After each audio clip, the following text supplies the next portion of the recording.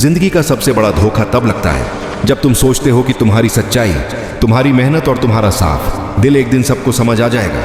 पर असलियत यह है कि इस दुनिया में सच्चाई की नहीं, चालाक इंसान की इज्जत होती है। और ये कहानी है सत्यम की, एक ऐसे सीधे साधे लड़के की जिसे लोग हर बार हल्के में लेते थे, उसका इस्तेमाल करते थे और जब जरूरत खत्म हो जाती थी तो उसे भुला देते थे। सत्यम हमेशा मदद करने के लिए तैयार रहता था, लोगों की बातें सुनता था, उनका हर काम करता था। पर जब सत्यम को उनकी जरूरत होती थी तो एक एक करके सब गायब हो जाते थे। ऑफिस में एक बड़ा प्रोजेक्ट आया जिसका पूरा काम सत्यम ने अकेले संभाला। रात रात भर जाग कर डिजाइन, रिसर्च और पूरी प्रेजेंटेशन खुद तैयार की। लेकिन जब मीटिंग में प्रोजेक्ट का क्रेडिट दिया गया तो सत्यम का नाम तक नहीं लिया गया।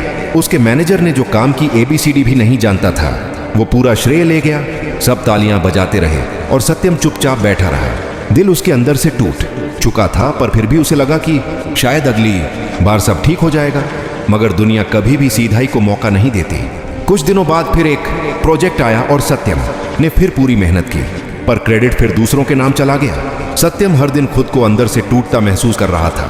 उसे लगने लगा था कि क्या सच में अच्छा इंसान होना एक गलती है? क्या लोग हमेशा अच्छे दिल वालों का ही फायदा उठाते हैं? एक दिन वो थककर एक पुरानी लाइब्रेरी में चला गया, जहां एक वृद्ध बुद्धिमान आदमी शांति से ग्रंथ पढ़ रहा था।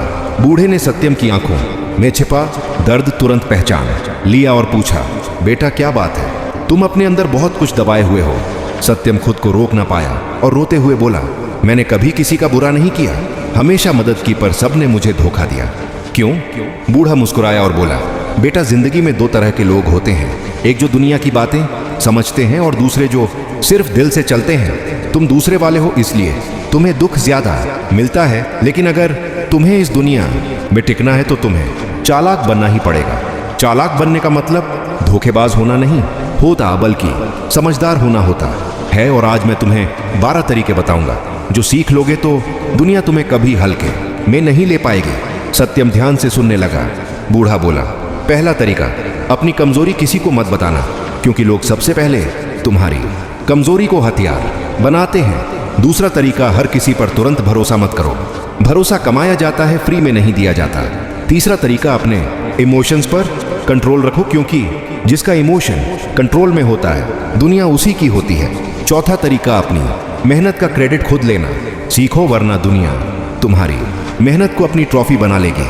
पांचवा तरीका, अपनी हर बात हर किसी को मत बताओ, क्योंकि ज्यादातर लोग तुम्हारी बातें सिर्फ आगे फैलाने के लिए सुनते हैं। छठा तरीका, कम बोलो, पर जब भी बोलो दमदार बोलो, ताकि लोग तुम्हें हल्के में न लें। सातवां तरीका, लोगों के इरादों को समझना सीखो, क्योंकि लोग जो दिखते हैं वो होते नहीं, और जो होते हैं वो दिखते नहीं।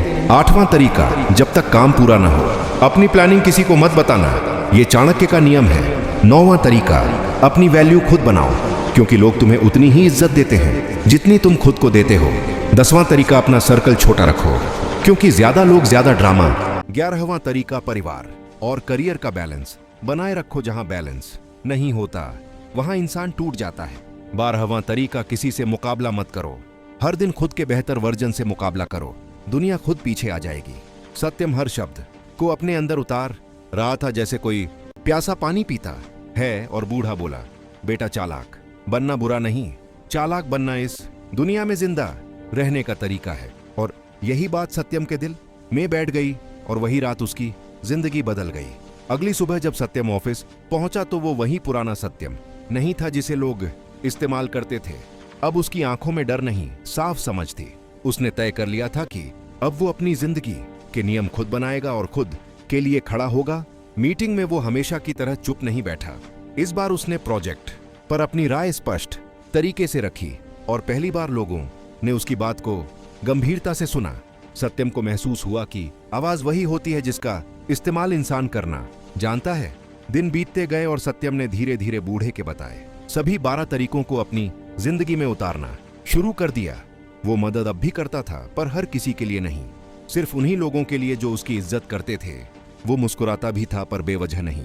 उसने अपनी प्लानिंग किसी को बताना बंद कर दिया और उसके काम का असर दिखने लगा। जो लोग पहले उसे हल्के में लेते थे अब उसकी बातों पर गौर करने लगे। जो पहले उसे बुलाकर काम थमा देते थे अब उसके सामने सोच समझकर बोलते थे। सत्यम ने अपने इमोशन कंट्रोल करना सीख लिया था। जहां पहले वो हर बात दिल पर ले लेता था, अब वह हालात को समझकर प्रतिक्रिया देता था। ऑफिस में एक नया प्रोजेक्ट आया जो काफी बड़ा था और इस बार सबको पता था कि इसे कौन संभाल सकता है, और वो था सत्यम।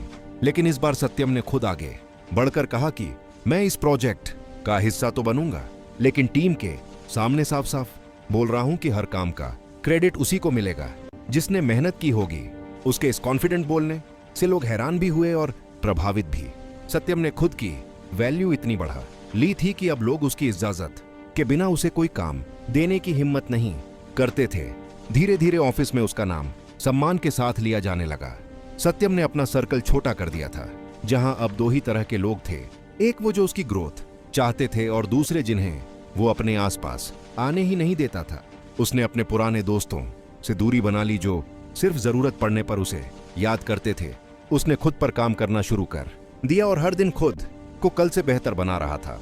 उसका कॉन्फिडेंस, उसका कम्युनिकेशन, उसका प्रेजेंस सब बदल चुका था।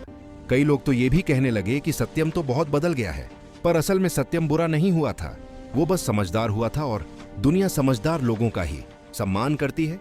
एक दिन वही मैनेजर जिसने पहले उसका सारा क्रेडिट खुद ले लिया था, उसके पास आया और बोला, सत्यम तुम एक बहुत बड़े प्रोजेक्ट के लिए परफेक्ट हो और मैं चाहता हूं कि तुम इसे लीड करो, क्योंकि टीम में तुम्हारे जैसा कोई नहीं। सत्यम ने उसकी आंखों में देखा और मुस्कुराया। वो मुस्कुराहट वैसी नहीं थी जैसी पहले थी, वो मुस्कुराहट समझ की, ताकत की और आत्मविश्वास की थी। उसने हाँ कहा, लेकिन मन ही मन ये भी समझ गया कि अब कोई उसे लाइटली नहीं ले सकता, क्योंकि अब वो खुद को लाइटली नहीं लेता था। उसके बदलते व्यवहार से ऑफिस के लोग उसे नया सम्मान देने लगे थे। हर मीटिंग में लोग उसकी बात को प्राथमिकता देते थे। हर प्रोजेक्ट में उसका फैसला मायने रखता था और जो लोग पहले उसे इस्तेमाल करते थे अब उसे सीखने आए करते थे। सत्यम की जिंदगी एक नई दिशा में जा रही थी, और वो भी सिर्फ इसलिए क्योंकि उसने सीख लिया था कि इस दुनिया में अच्छा होना बहुत अच्छी बात है, पर बेवकूफ होना सबसे बड़ा पाप है। और जब इंसान अच्छे दिल के साथ समझदारी जोड़ लेता है तो वो दुनिया में अनबीटेबल हो जाता है।